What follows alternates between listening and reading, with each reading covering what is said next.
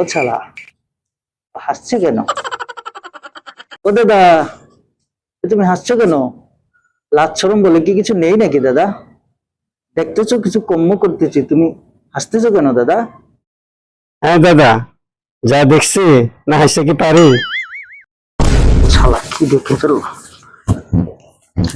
না দাদা, তুমি যা ভাবছো তা দেখিনি, কিন্তু এরকম পরিস্থিতি কখনো দেখিনি তো, এই জন্য হাসতেছি। আচ্ছা দাদা, একটা প্রশ্ন করি। কখন যে কি প্রশ্ন করে বসে। আচ্ছা ঠিক আছে দাদা, করো না, কি প্রশ্ন আছে বলো। তোমার বাড়ি কোথায়? দাদা আমাদের বাড়ি তো কলকাতাতে। তুমি তো কলকাতার, তো তোমাদের কলকাতায় তো টয়লেট নাই, তোমাকে কিছু বলার নাই, এভাবেই শান্তিতে ছাড়ো। কখনো এরকম পরিস্থিতি হইলে আমাদের বাংলাদেশে কাউকে জিজ্ঞাসা করবেন, টয়লেট দেখাই দিবে। আমাদের দেশে টয়লেটের অভাব নেই।